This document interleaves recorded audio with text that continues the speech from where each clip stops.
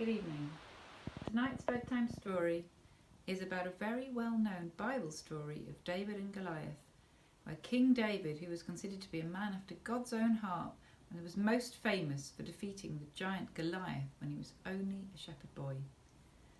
So the story comes from the Old Testament book of Samuel, relating over chapters 16 and 17.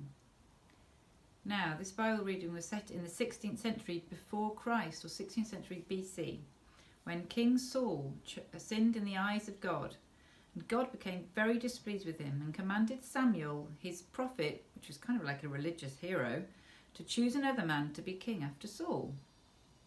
Samuel followed the directions of God and was led to the home of a man named Jesse.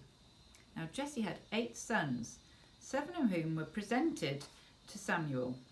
Samuel thought that surely the Lord would pick one of them, as they were strong and fine in appearance. The Lord, however, told Samuel that he did not consider a person's outward appearance, but instead looks at their heart. So Samuel was told to choose or anoint his youngest son, who was a shepherd boy, and this boy was called David. Now, at the time of this Bible story, there was a war between the Israelites and Philistines, and they were great enemies, which is very sad. And during this war, when the war took place, a giant named Goliath, who was a Philistine, would shout out a challenge every day to any Israelite who might defeat him in battle. But nobody was brave enough to face him. Now, when David, an Israelite, heard him challenge the armies of God, he told King Saul that he would fight the giant. King Saul was worried, as David was not a warrior. But he put on his own royal armour on David and gave him his blessing.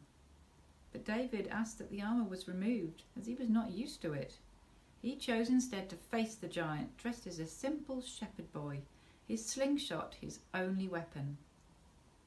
Now, as the giant came towards him, David slung a stone in his slingshot and shot the giant. The small stone sunk into Goliath's head and killed the giant instantly. The Philistines tried to flee when the hero died, Goliath, but the Israelite army cut them off and defeated them, and David became king. Now, it's quite a brutal story, but the teaching of this story is really about the fact that God does not look at the appearance of a person, but instead he looks at a person's heart. He doesn't need his people dressed in fancy armour to help them defeat their enemies, or fancy words, or apparent strength or arrogance. What he really wants you to be is true to your heart and to your beliefs and to God.